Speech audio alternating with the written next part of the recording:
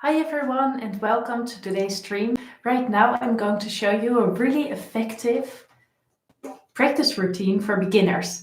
And this practice routine will consist of all the elements of a great practice routine, which means practicing your skills, practicing your bowing techniques. Your left hand are in your first year of playing the violin. This workout routine will be really good for you. Also, if you're coming back to playing the violin after quite a long time of not playing the violin, this workout routine will really help you to get back into it, to get a great intonation again, and to get comfortable with your bow and with the basic techniques again. So let's dive into it right away. And if you're watching this live right now, go and grab your violin really quickly because then you can join us right on the spot right now. So get your violin right now. And no, don't just sit there and watch us practice.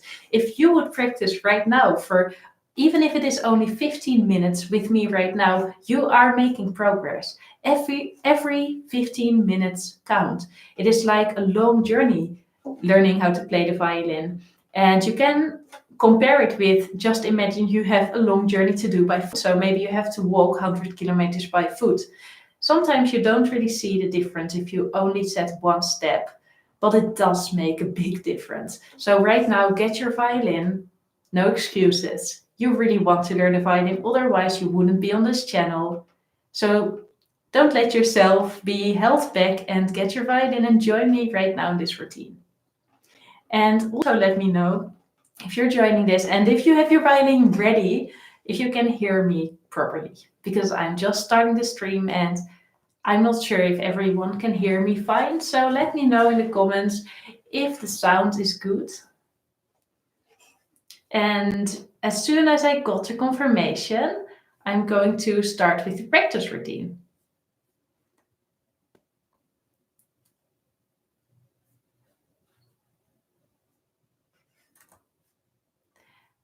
Right now I will just post to the group that I will be having a live class for those who are not aware.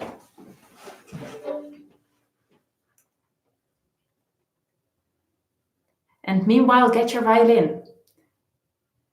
This is the time to tune your violin while I'm doing this.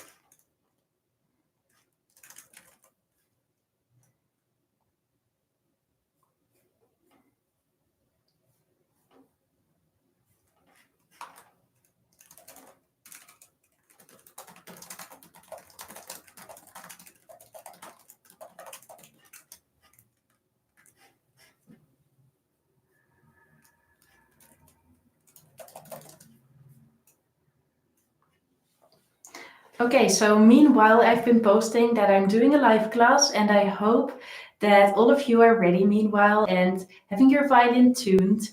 And if you can hear me properly, does everybody hear me properly? Just write it in the chat. I didn't see anybody write it yet.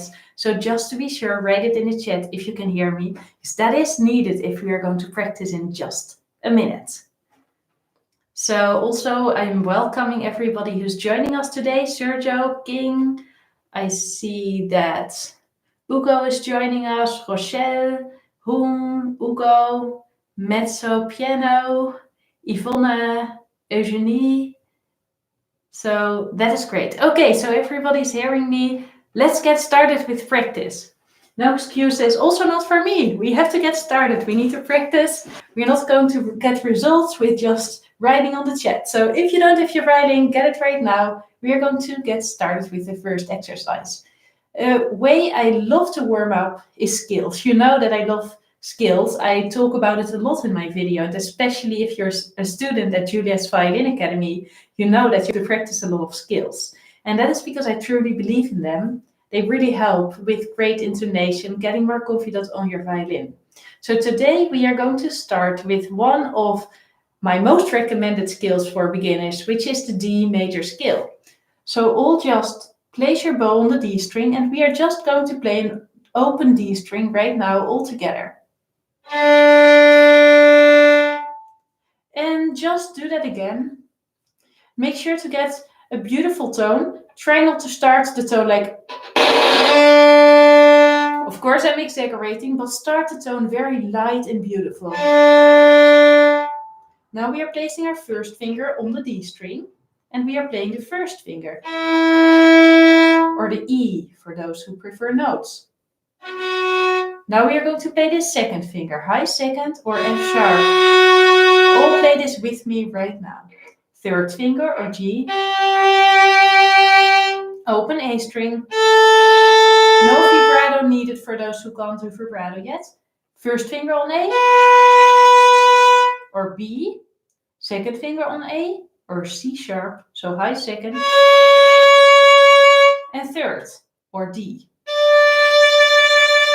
So now let's check if we can go backwards and just play all the same tones in backward order. I'm now going to call the finger names. 3, high second, 1, open A string, third finger on D, high second on D, first finger on D, open D string. Okay, let's do that again. D, first finger on D, second finger, third finger, A, first finger, high second finger, third finger, high second, first finger, open A string, third finger on D, second finger, first finger, open D string. Now if you haven't been doing this already, use your entire bow, so all the way from the frog to the tip. So I don't want to be seeing anything like... No, we use our entire bow.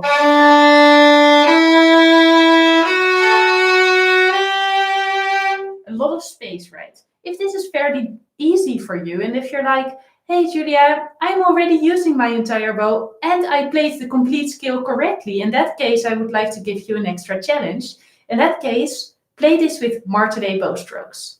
The martelé bow strokes, for those who don't know yet, we are relaxing our hand into the bow and we are creating this little pow sound in the beginning of each bow stroke. So we are starting like bam. So I will show you first the difference. Normal bow stroke, very soft beginning. Now martelé.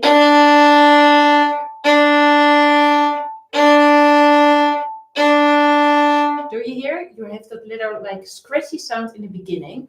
And you do that by just relaxing your hand into the bow and you create a little bit of pressure on the beginning of each note. It's like you're pulling the string very gently in the beginning of the note and then you directly let go. So pull, and push. Just a little pull and push in the beginning of each note. So that is what the intermediates are going to do. For those who still struggle with the skill, stick with the skill and use your entire bow if you're ready to do that. Okay, so start again. Open D string. If you just joined here, don't leave. There won't be any video that is better to watch than this. Why? Because you have to practice violin. Don't just watch videos on YouTube. You need to practice. You set out to learn the violin and you are only going to learn it if you are practicing right now. So you cannot spend your time better than practicing. So get your violin and join us. You can still join in all the exercises. So start on the D string. First finger on D. Second finger on D. Third finger on D. A. First finger on A. High second on A. Third finger on A. Okay, and let's go back. I will call the note names and join me right now going back. Third finger on A. To the D. C sharp. First finger or B. A. G. F sharp. E. Okay, now we are going to play the same scale, but now starting on the A string. So we use exactly the same fingerings. A, first finger on A, second finger on A, third finger on A, move to the E string. So we do Everything the same, just one string up. So this is the D string, right? And now we are going to start one string higher, so on the A string. The intermediates still play the martelé bow strokes. And I will also get to questions later on in this stream. So now we are going to start on the A string, play a beautiful full bow stroke on the A string. 1. Same pattern, second, third, E, 1, second, third. And let's go back, third finger, second finger, third finger, E. Third finger on the A, high second, first finger, A. So make sure to place your second and third finger against each other. We are currently playing a high second finger, so there's no space between those two fingers. Do you see that? That would be a low second finger, that's a high second finger. So now let's play this again, and I'm going to play with martelé for the intermediates. The beginners will just stick with the full length bow strokes, okay, and try to create the most beautiful tone you can possibly create at this time. Try to imagine what do you need to do to make the tone as beautiful as possible. Often you kind of know without even, just from feeling, just trial and error. So we are just going to create a beautiful tone. Try to create it more beautiful than you've ever created your tones in a scale. I want to challenge you right now. So let's start with the A. And we are going to play martelé with the intermediates. Beginners stick with normal bow strokes. A, B, C, C sharp, D, open E, first finger on the E string, F sharp, G sharp, first finger, A. So I see my connection is a little bit unstable, so I'm just going to plug in the cable, and meanwhile I would love to know, do you have any questions about this? Because after this we are going to go to the second exercise of our warm-up routine. So just grabbing my cable. I think this will really improve the connection for if anybody had any errors until now. So this should work. Just going to recover my violin from under the cable. If you have any questions, this is the time to ask before we go to the next exercise.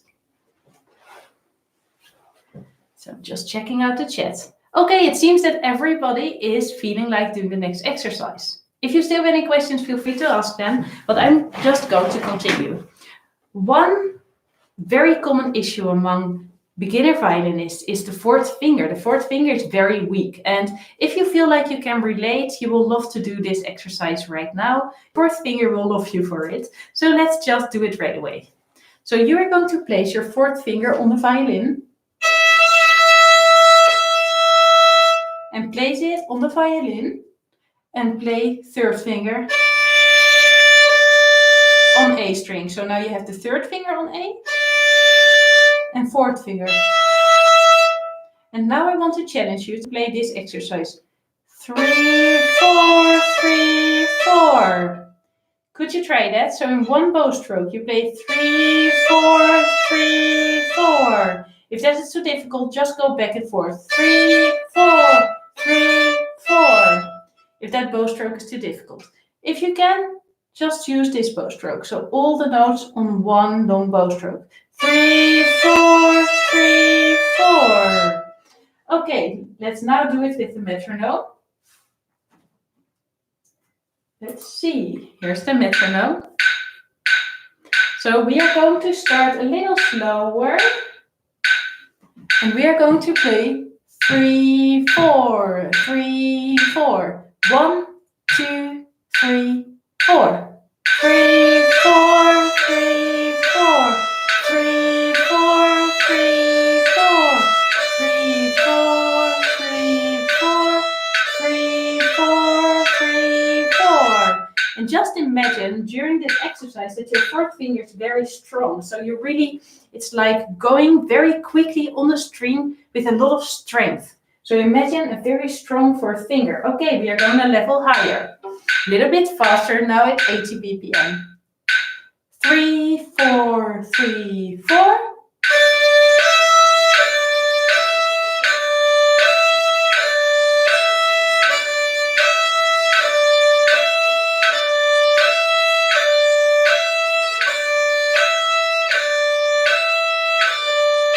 Strong fourth finger.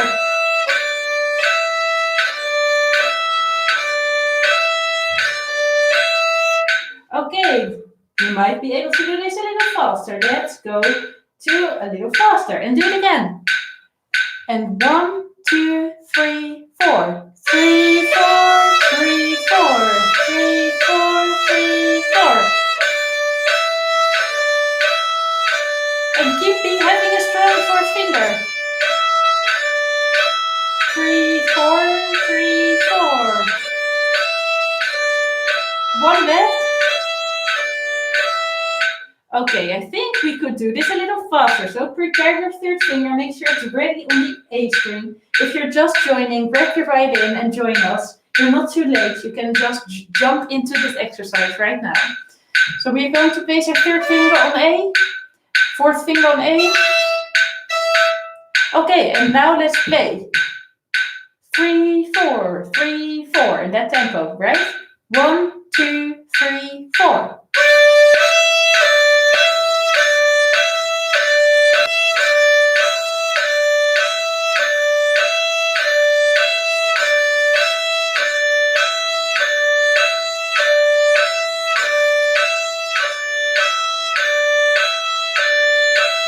And make sure that during this entire exercise, your third finger, your fourth finger is rounded. Of course, your third finger is rounded as well, but the fourth finger, we tend to find it harder to round it. So if you notice, it is not rounded, it is more like straight, like that. Do you see that right now? This knuckle is straight and right now it's rounded. So we want to make a beautiful rounded shape. If we notice it is straight, first of all, move this part of your hand closer to the violin and you will notice that it directly starts to round. So if you keep it too far from the violin, it will go straight. And then if you make it a little closer, your whole fourth finger will start to be rounded.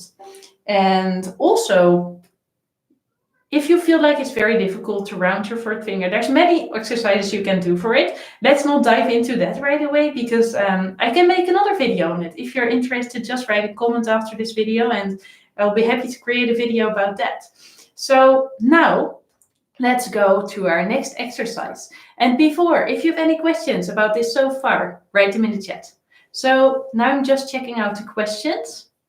And Eugenie is asking, does even the best violinist play the scale with an open D and open A and E?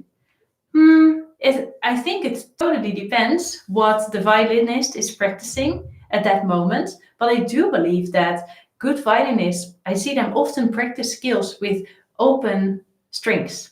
And it is a great reference point, actually. So if you hear the open string, you directly know if you've been playing in tune before and after. So actually, you will see violinists of all levels use the open strings.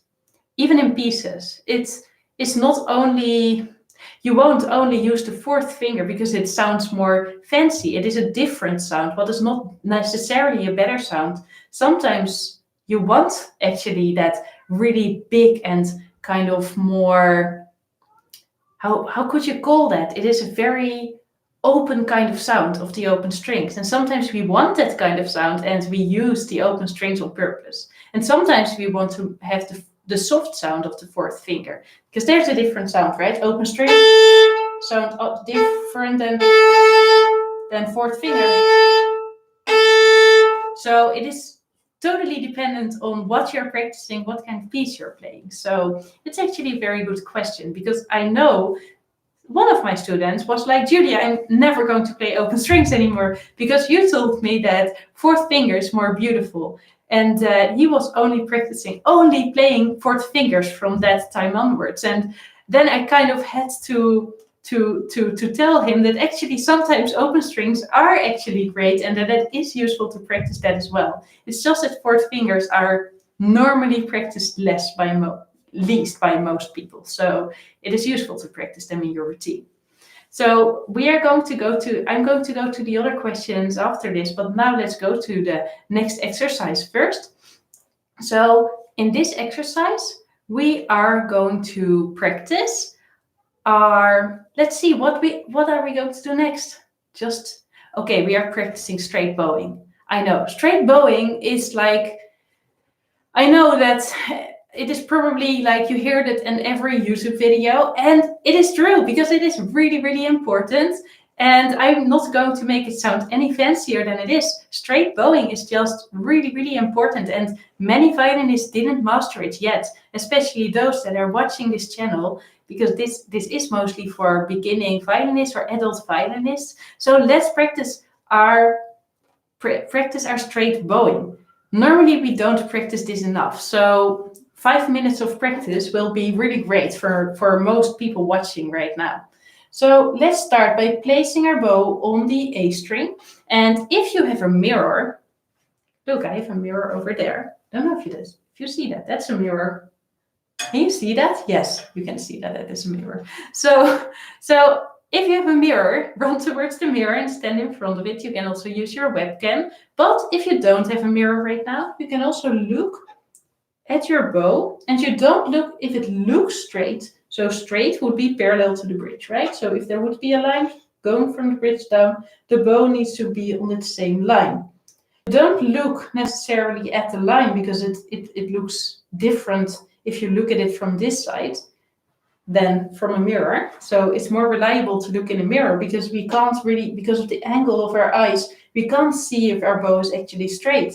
But what we can do is to check if the hair of the bow is touching the middle between the bridge and the fingerboard. And what we want to try is all the time keep touching the same point. So directly in the middle, exactly in the middle between the bridge and the fingerboard. If you notice your bow is moving towards the fingerboard, you are probably bowing a little crooked and your hand is too close to your body. If you notice the bow is moving towards the fingerboard, probably your hand is too far away from your body. So try to adjust if you notice any of these things. So if your bow goes too close to the fingerboard, turn your hand backwards. If your bow goes too close to the bridge, turn your hand to the front. And now we are going to play an open D string and try to keep your bow in the middle by having a look all the time at your contact point. This is what we call it, the place where the bow is touching the string. Let's start right now. Open D string. And this is not about creating the perfect sound. It's only about bowing straight. So you can even bow like this.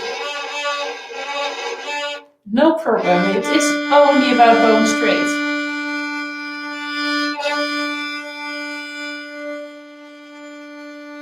And just pay attention to your hand and to your arm while you're doing this. Don't forget to breathe, by the way. Sometimes we are too concentrated to breathe when we play the violin. So breathe in and out. And focus on what we feel in our arms while making this movement. Notice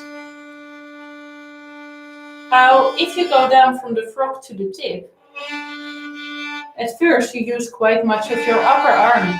You see my upper arm moves. If you reach the middle of the bow, the upper arm goes in a still position and the forearm, this part of the arm, moves outwards. Let's have a look at it again. Upper arm, we reach the middle over here. Right now this is a square, and now we use our forearm for the last part of the bow stroke. And let's go back. And again. Upper arm, upper arm, upper arm, upper arm, upper arm, upper arm. Forearm, forearm, forearm, forearm. And again, forearm, forearm, forearm, forearm, forearm, forearm, forearm. Upper arm, upper arm, upper arm. So have a look at that division, right? Around in the middle of the bow, or where our arms are square, we switch attention. So first we mainly do the bow stroke with the upper arm, and then with the forearm. So we basically, if you would make it really big, you would bow like this first and then like that. So this, that. Of course, this is very exaggerated. You wouldn't actually bow like this. But the idea is first you move your upper arm and then you move your forearm. So it is not equal. It is not like that. Right? It is. We make a different movement at the up bow as on the down bow. So really pay attention to that while you're doing this exercise. Like, where am I using which part of my arm? So let's try that again on the G string.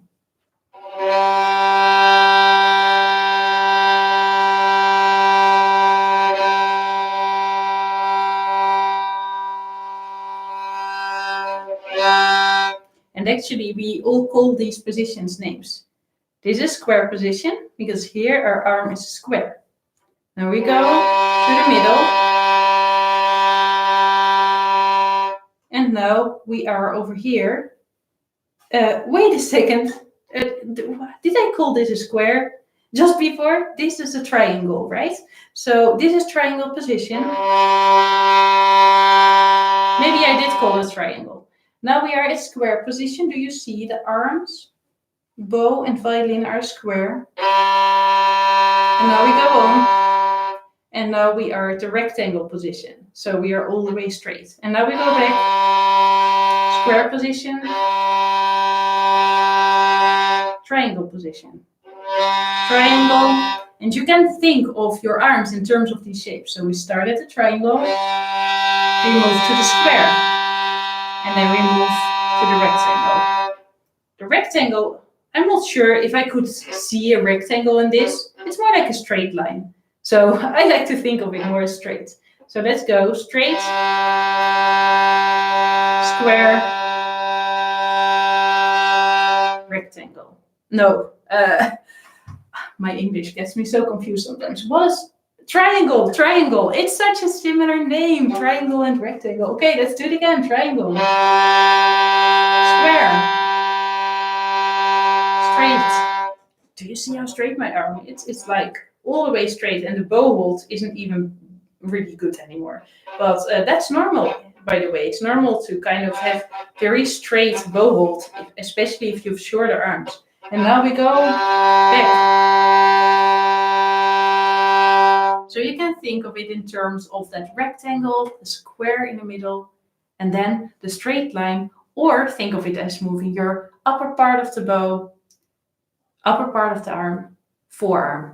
Also, especially when you go here, if you do go back, a lot of beginners stop bowing at this part, right?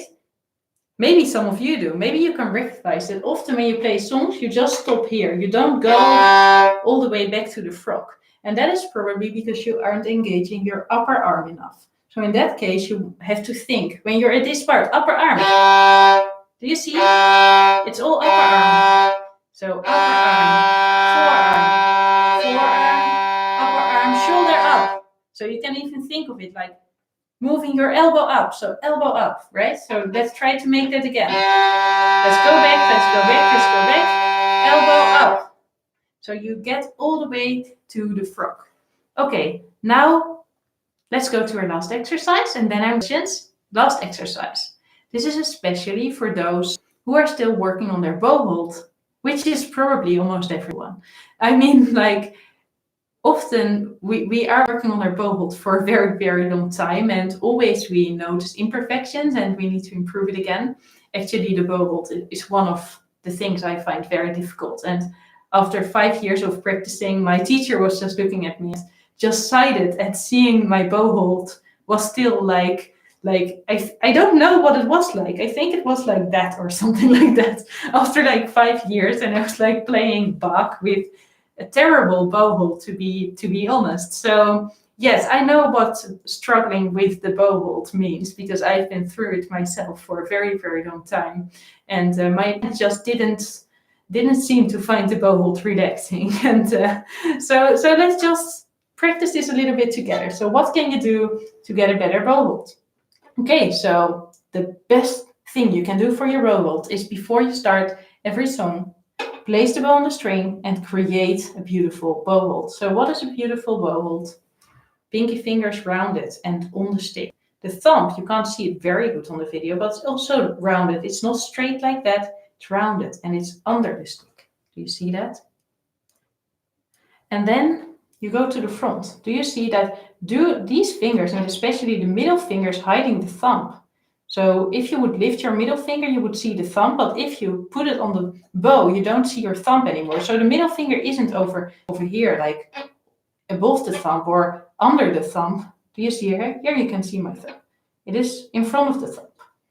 This finger goes a little bit further away from the other fingers, and they are evenly spaced. They don't clamp them together like that. They are evenly spaced, and very importantly, don't come all the way from above. This is such a common mistake. So if your knuckles are all the way above the bow, make them come down.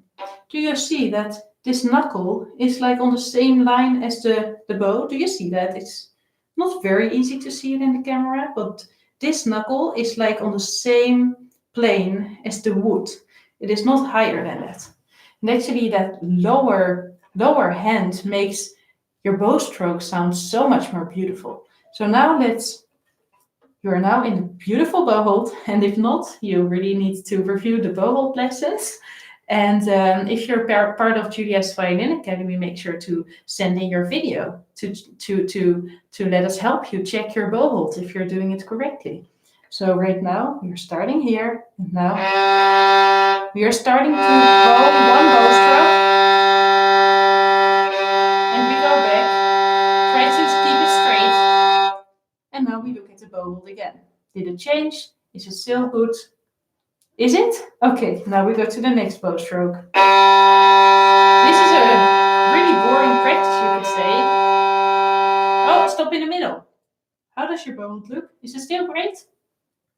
It looks good, right? Okay, let's go on. And you just make bow strokes and you stop yourself at random times. And at that times, you check your bow hold. You can also do it when you're practicing songs, right?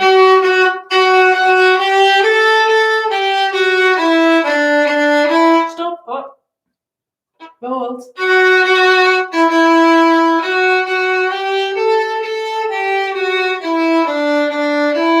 Oh, stop. Bow hold.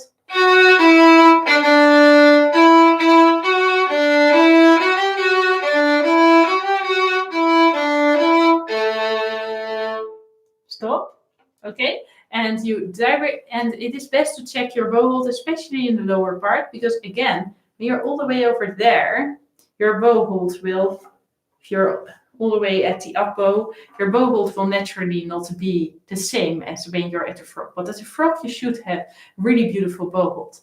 Now, let's go to the questions. So let's quickly recap what we've learned today. 1, practice your skills first. 2nd, practice your skills with very big bow strokes. And if you're a little bit further ahead, practice it with martelet right away.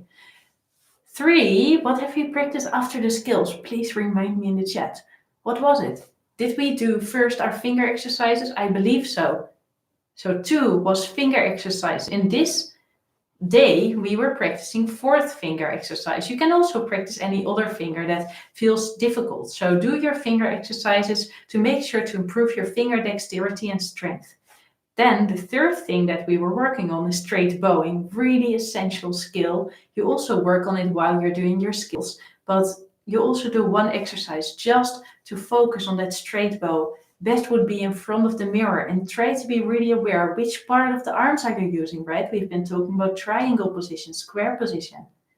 And we have been talking about how you can use your upper arm and the forearm and how you can become more aware of the parts of the arm you are using. And then the 4th thing is the bow hold, how to get in a really beautiful bow hold, which will, by the way, also really improve your tone. It's not only about the bow hold. It's not that violin teachers are just telling you to, oh, have a look at your bow hold just because it looks beautiful. No, it is really because it really changes your entire tone and in every single piece. So it is so worth it. And all of these exercises will really help you in every piece you play. That's why they are so essential and why I think they are so great to do every single day as a warm up or as a standard practice routine. If you just have a few minutes, do these exercises.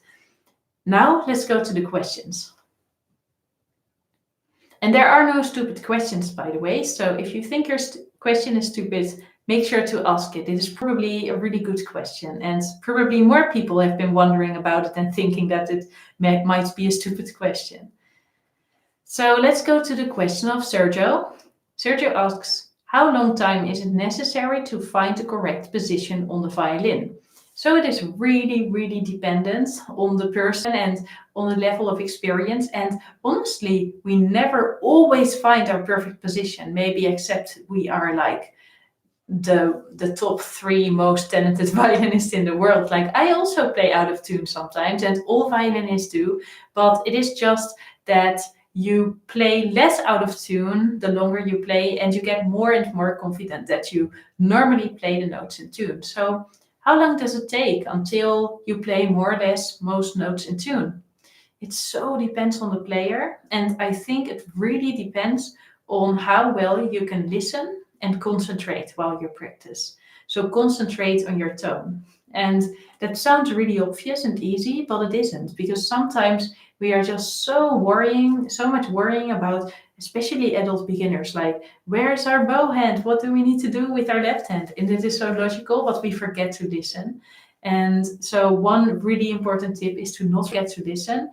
And second, get help with your intonation. So check it with an app or with an application to see if you are playing in tune, because sometimes it really helps to get that outer validation if you're playing in or out of tune. That is what teachers are also for. But there are so many apps you can use. If you're part of Julia's Violin Academy, use the app we have in our academy. We have the program In Tune. You can download it to your computer, and it checks your intonation for you and tells you which notes you usually play out or in tune. Or if you are not part of the academy or would prefer to use a phone app, you can also use Antonia. I know the free version doesn't tell you, the pro version also doesn't. I think it doesn't tell you which notes you usually play out of tune, but it does really tell you if you're playing too high or too low for each note. And it is different than a regular tuning app because it shows all the notes in real time. So have a look at that, Antonia. And if you're part of the academy, download the free app, part of the academy, In Tune. You can find it in the resources section and really have a look at that. So again, how long does it take? Really hard to say. I have seen people in best case scenarios, and those were people that practice every day, after 1 year achieve really good intonation, mostly in first position. But it is not the case for everyone. Some people take 5 years, and so it really depends, and also on your commitment, because I do see those that achieve good intonation quickly are often those that practice every single day for like 1 hour. So most of my students that do that get really great results in 1 year. But that is also quite a time commitment. So give yourself the time. You don't need to practice 1 hour. In 10 minutes a day, you can also achieve a lot. Maybe you can't play classical pieces in 1 year, but maybe you can play classical pieces in 1 year, but maybe not the most difficult. But still, you can have a lot of fun. And that's most important in playing the violin, to have fun. So now let's go to the next questions. Shivam is asking how many hours we should practice every day. So that really goes into what I've just been saying. I'm out of focus. Maybe I'm not. No. Let's see if this helps. So I would say whatever works for your schedule. And most important is to practice every day. Not how long, but to do it. And 1 minute is enough. And I think if we develop that mindset that even 1 minute is enough, then we practice more. Because so often we are making excuses like, I don't have time to practice. But really, who doesn't have 1 minute on a day to practice. I mean, we have 1 minute to scroll to our Facebook feed, so we have 1 minute to play the violin. And I really recommend to put your violin on a place where you can easily grab it, like your phone, right? It's so easy to grab it out of your pocket. So make sure to do that same for the violin. Put it somewhere up. I have this little violin stand on the wall. I see it there all the time. So it's really easy to get it and to get some practice in. And I recommend the same for you. So maybe put it in your case, but leave your case open so you don't have any extra thing you need to do to start practicing. 1 minute is already so much better than 0 minutes, and you can achieve good results with 5 minutes a day. And if you can practice 1 hour, 2 hours, of course, that is amazing. And if you could do that for a year, you will be blown away with what you can achieve. I have been blown away with what some of my students have achieved in the last year when I saw them practice 1 hour a day. So you can achieve great things if you practice that much. But if you practice 5 minutes a day, you can still be blown away for how much you learn compared to how little you've practiced. You can definitely learn to play really fun songs with 5 minutes a day, have lots of fun, play with other beginners. I've seen people, for instance, last year at Violin Villa. So this is my violin camp for adult beginners. We organized that in the Netherlands. There we meet up for 1 week of violin practice. If you're interested, by the way, there's still a few places left. So if you would like this, you can definitely consider to join and sign up now because the places normally go away pretty quickly. So it's www.violinvilla.com. So basically we meet up with a group of adult beginners and we practice really intensely for 1 week. And some of these people are very busy people, so have very busy jobs and don't have time to practice every single day. So many of them only practice a few minutes a day or even a few minutes a week. And even these people will manage to have so much fun with the violin. And I could see it, like they could join our orchestra, play with the others. And no, maybe they are not the best people in the group, not like the people that practice 1 hour a day, but I didn't see them have any less fun. So that brings me to the answer of this question. The most important thing is to have fun and to find something that works for you and something that is attainable to do every day. And we don't all have the same life. Some of us have really busy life with kids and a very demanding job. You can't expect the same from you as if you are retired, for instance, and have a lot of time on hand to practice. So feel what feels good for you, what makes you feel happy. And also don't forget that no matter what level you are, you can have so much fun and enjoy the process and play with others on your level. And I really want to encourage you to practice no matter how much time you have on hand. So let's go to the next question of Rochelle. And she is asking, is it acceptable to start with stickers on the fingerboard? I've been having trouble with my finger placement. Actually, I do recommend to start with stickers on the fingerboard, except if you have really good ears from the very start. For instance, because you are already quite familiar with music or you have been playing other instruments before. But otherwise, I do recommend it. So yes, I think it is a great way to visually help you to kind of get where the notes are on the fingerboard. So definitely do so if that feels right for you. And there's also a video on my channel which explains how you can put those stickers on your violin yourself, just with some tape. You can find it in your home. This is actually really simple tape, right? This is the paper tape that you use if you're painting. So that's what I am just cutting up in 3 equal pieces and I put it on the violin. So you don't need anything fancy and you can make it right now actually. So right after this video. I wouldn't recommend, by the way, the fingerboard stickers that you can buy on Amazon because normally they aren't adjusted to your violin. Better create your own ones because you can adjust them to your own violin. I will explain you how to do it in the video. So let's go to the next question of Taka, who asks, would you please let us know the software's name you're using for Rhythms Guide? So I'm not sure what software you mean. Oh, the metronome. The metronome. So the metronome that I used is Metronome Beats, and you can download it for free. Okay, so Aman is asking, please show me again the correct bow hold and way. So I will just show it in the screen for a while. So here, these are in front of the thumb. Thumb is rounded, pinky finger is rounded.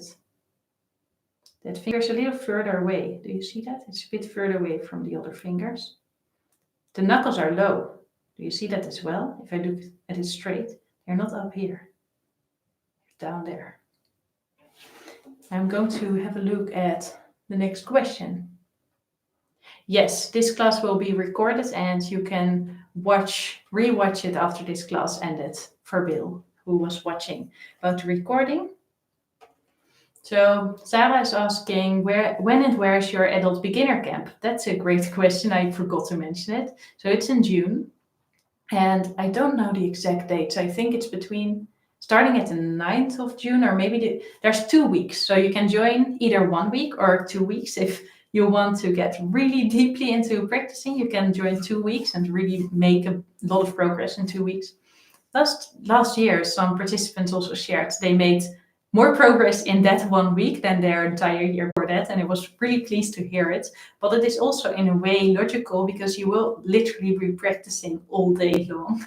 And some people actually needed to take a break because it was just a bit too much for their fingers at times. But because even in the breaks, everybody just keeps practicing because everybody gets so excited. So nobody ever took breaks. And but it is really exciting. And we are meeting up in the Netherlands. So this is actually where I'm from. And we also do a little excursion, and we'll take you to Amsterdam and we will visit, and we will also practice a lot of violin. We meet in a really beautiful place. It's an old castle. So it's an old Dutch castle from the Middle Ages. It looks more like a villa. It used to be a castle, but the way of building of castle in the Netherlands is more like a villa, and it's a really special place with a lot of history, and we are practicing the violin there. Yeah, it's really exciting, and I would love to get to know you if you're joining, because then we will be meeting up live and we will see each other every day. So that will be really exciting. I'm already looking forward to meeting everybody who is joining this year that I don't know yet. So let's go to the next question. And the dates, if you want to know the specific dates, violinvilla.com. There's the specific dates of the camp. With all the information, the schedule, what we will do. And if you have any more questions, you can always ask me, julia@violinspiration.com. That's my email address. Let's go to the next question. When I play the E string, this question is by Aman, many times I get scratchy sounds. How do I avoid this? So often when we don't have scratchy sounds on the other strings, what we do on the E string, it is caused by too much pressure on the bow. So we need different pressure for every string. On the G string, we need most bow pressure. On the E string, because it is a very tiny string, we need very little bow pressure. So reduce the pressure on your bow. What do I mean with it? So push less into the string. So this is a lot of pressure. And this is very little. And we have to find a balance between that. So here you use more pressure on the A string than on the E string. The E string uses less pressure, so just less pressure. And do that by kind of lifting your hand a little bit. Let's go to the next question of whom. How far should the pinky go for the bow hold? So the pinky is quite close to the other fingers. I normally have mine above this little dot, but then again, my hands are pretty small, so it really depends also on how big your hands are. For you, it might be a little further away. And the pinky goes quite deep as well. Do you see that? So it doesn't go like that. This knuckle is actually a little bit lower than the upper part of the pinky finger, where it is going down. I hope that answers your question. And as I know you are part of the academy, feel free to show your bow hold in a feedback video and show it from all angles, so we can check if your pinky finger is correctly placed. And Mezzo is asking, Mezzo Piano, I guess it's not your name, but you're obviously a musician with that name. How do I position my left thumb while playing? Okay, so your left thumb is not rounded like that, not that strongly rounded, but is also not straight like this. Actually, it is in a very natural position, and you can find out by just doing this with your hand. And please don't think about your thumb. Maybe think about something else for a second, and then have a look at your hand. And how is your thumb? Do you see it is just naturally a little bit rounded? It is not like that, not like that. It is just naturally a bit rounded, and that is how our thumb is under the fingerboard. Well, when we play the fourth finger, we often slide our thumb a little bit backwards. And then when we play the first finger, it's a little bit more like this. Do you see?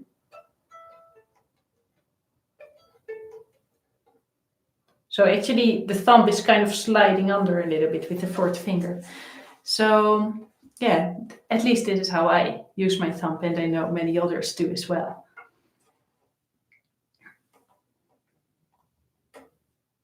So now I'm going to answer 2 more questions before we end the live stream. So be sure to ask your question quickly if you want an answer to your question.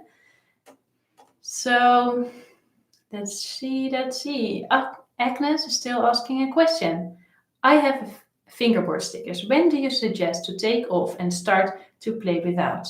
So are you the Agnes that is part of Julia's Violin Academy? In that case, I would take it off as soon as you reach the levels in which I write, like in the levels, in the beginning of the levels, take this fingerboard sticker off. So I think in beginner level 5, you take your first fingerboard sticker off, and in improver level 1, you take another fingerboard sticker off. So take them off in the levels where I recommend it.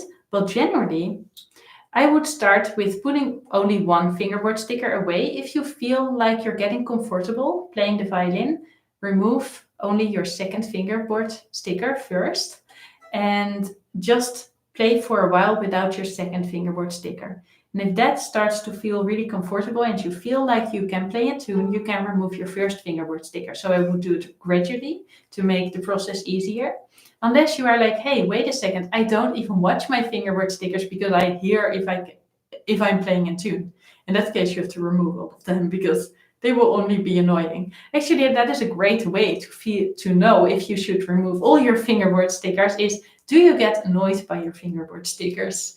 On the moment that you can hear if you play in tune, the fingerboard stickers are not helping, but more like annoying. So that is actually a great way to check out.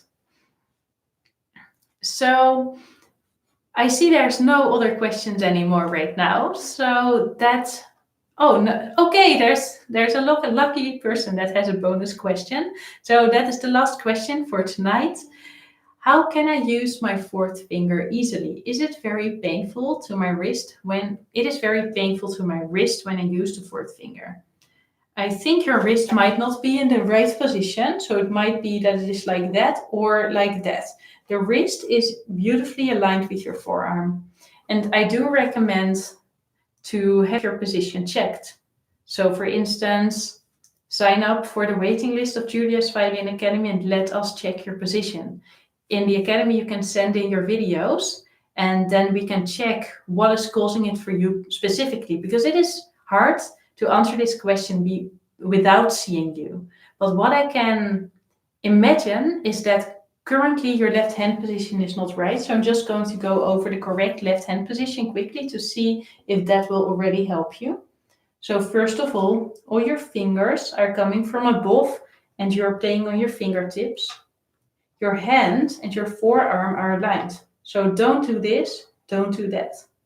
Also not that. They are aligned, right? So even that is already too much. Don't turn your wrist inwards. From the other side, your thumb is also relaxed, and relax your hand as much as you can. Make sure that this part of the hand, it comes close to the fingerboard. It is not like that. Do you see that? Oh, that looks very, very difficult. So now let's turn our hand inwards and place our fingers, and it is so much easier. You can also do that first. And then only place your fourth finger first on the string and make it rounded. And now place your other fingers based on fourth finger. So make sure to not change the fourth finger, but change the other fingers based around the fourth finger. So you want to base your fingers around what feels comfortable for the fourth, and see if your position changes any. So I hope these advices already help you with getting into a better position and maybe even fixing your problems and feeling less pain. Normally pain is not a very good sign. So it is probably about finding a position that works for you, that feels comfortable, and that works for your specific hand and arm. So for everybody, it is a little bit different what works best, but for everybody, there is a way in which it can feel comfortable. So I want to encourage you to find that for you and to keep experimenting with different positions and see what feels good, and try to have a look at some other violinists that maybe have the same kind of hands like you. For instance, I have small hands, so maybe if you have larger hands, you want to have a look at maybe Itzhak Perlman. He has very thick fingers and bigger hands, so have a look at him playing and see like how he positions his fingers, just as some inspiration. Sometimes it helps to have a look at somebody else with similar kind of hand to see what may work for you as well. So thank you so much for everybody joining us today for this class. So I really would love to see you again. Please give this video a thumbs up if you're still here, and to like this video if you enjoyed this. You can rewatch it after I quit recording this. We will see each other again next week for a really exciting video I've been recording for you about my stretching routine when practicing. So I really hope you will enjoy that video as well. And if you would like to join our violin camp for adult beginners, Violin Villa, you can sign up at violinvilla.com. And I really look forward to meet some of you there. It's our summer school in the Netherlands. It's taking place in June. And this is really the place to get super immersed into violin playing. And you will be sure that you will practice 24 hours a day. So you are allowed to sleep, by the way, so don't worry. And yes, so I guess that's all for today. Thank you so much for being here, and I look forward to see you next week for my next video. Have a great day, and don't forget to practice. 1 minute a day is already making a difference. Goodbye.